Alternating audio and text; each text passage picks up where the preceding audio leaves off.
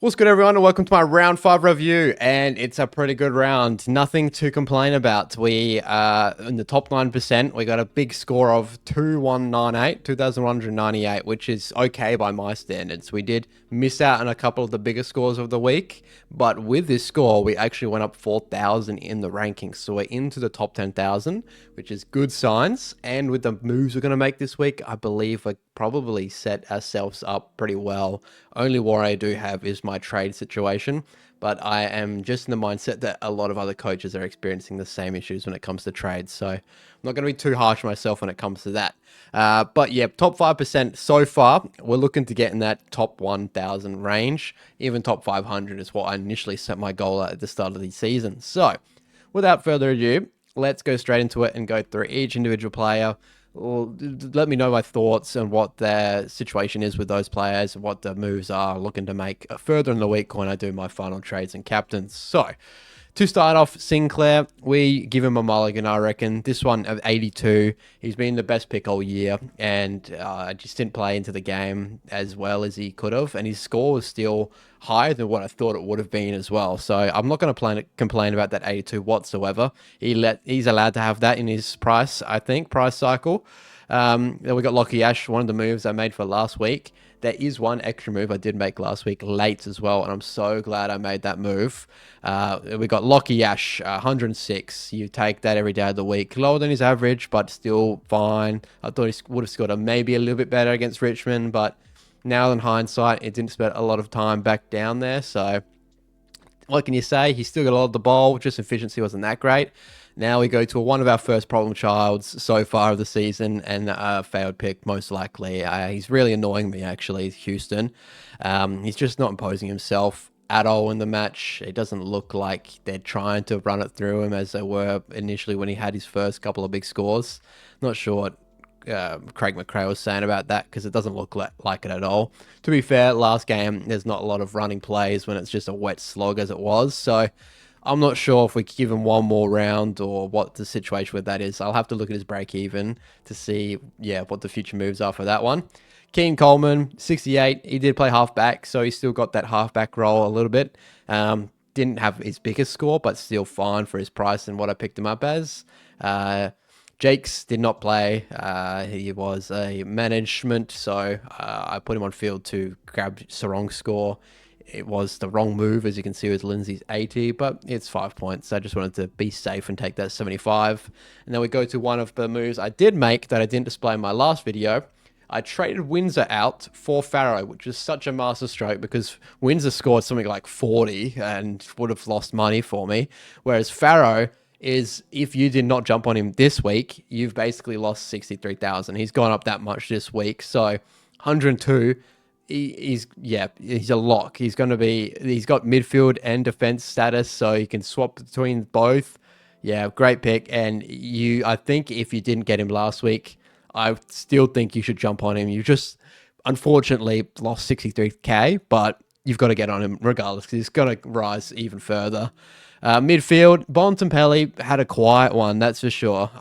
Didn't really have much impact on the game. He's under that 700,000 mark now, so if you wait a couple more weeks, he might be in that range where you can move to him. I knew it was going to happen, but I just wanted some of those bigger scores, as he did put out. And I kind of wanted to set and forget. Get him in and then move on and then sort out from there. But yeah, 84 is okay. It is what it is. Butters, absolute goat. Yeah, he's going to be sad when he does leave eventually because I think that's where everything is headed. But yeah, 145 was crazy out there. He has no regard for his safety. He has no regard for the player he's running at. He's just an absolute animal. And 145 is, yeah, he was on 110 at three-quarter time. I thought it was going to go absolutely massive.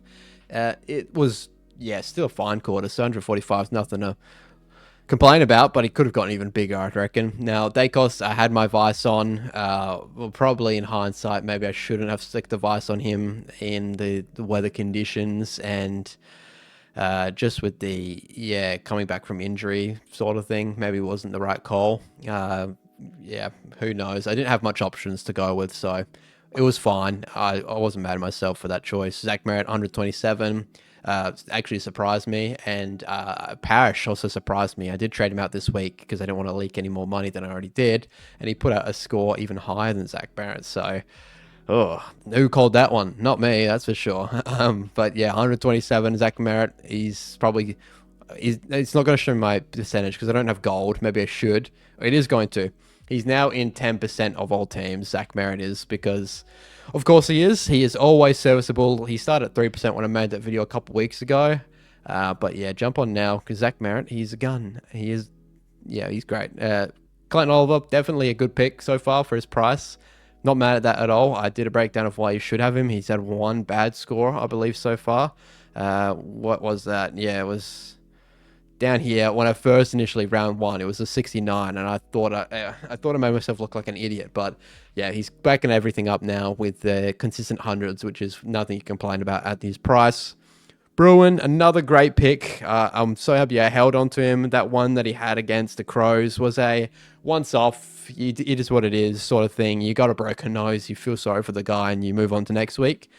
Yep, great pick. Jagger Smith had a quiet one.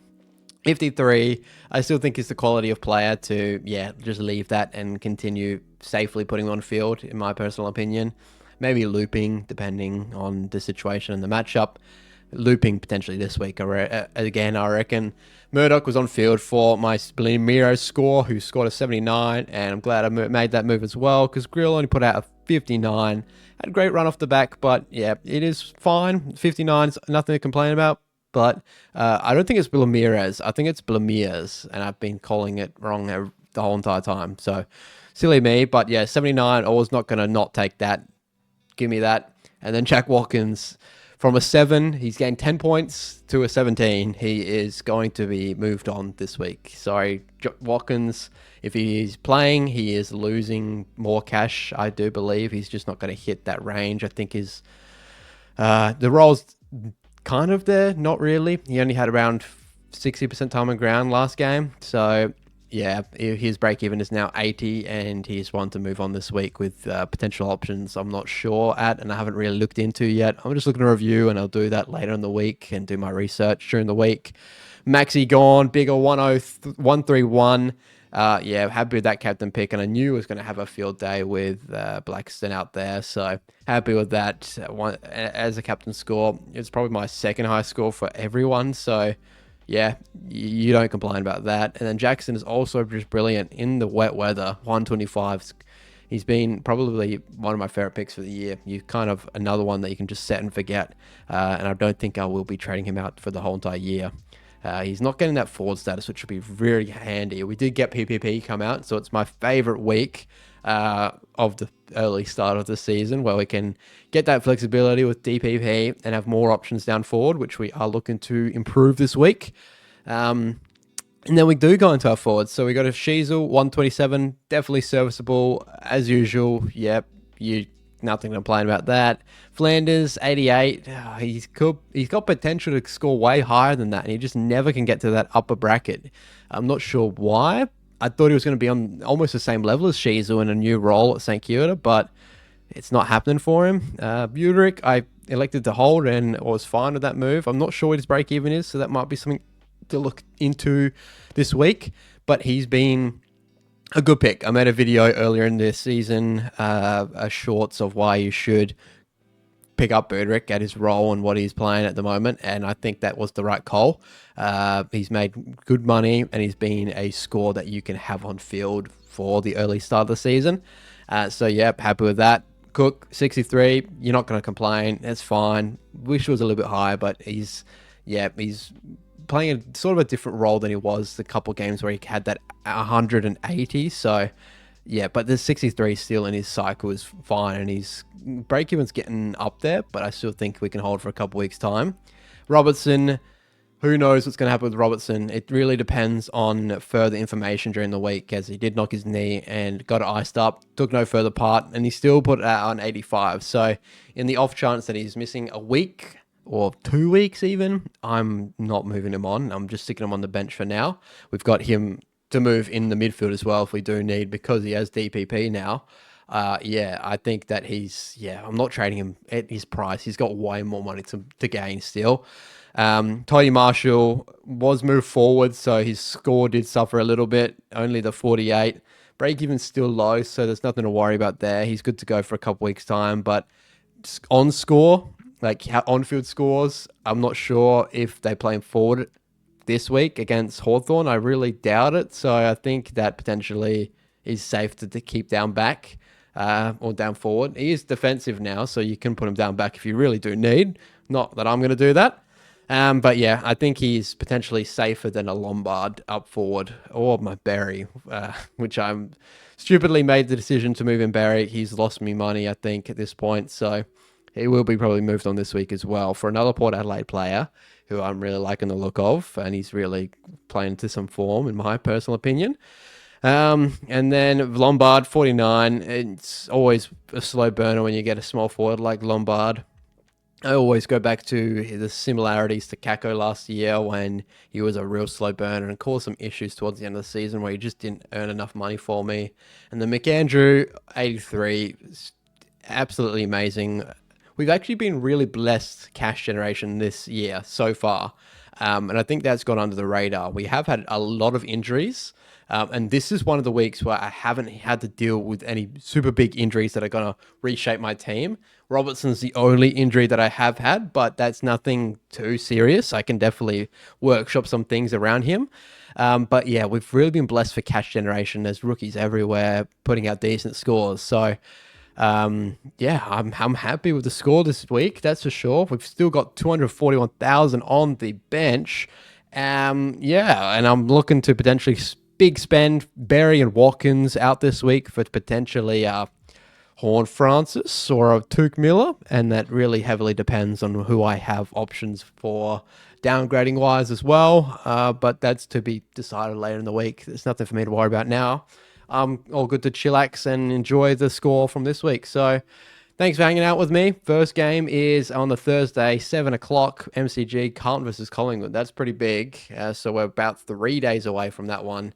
It's being blocked by my camera, but that's all up there. But yeah, expect the final trades video to be uploaded around that Wednesday or even Thursday afternoon, depending if I've got the time. But yeah, thanks so much for hanging out with me as usual. Leave your tips down below, leave your comments down below, and leave me thumbnail ideas as well, because I'm thinking I want to spice things up a little bit. All right, peace out, y'all. Boo!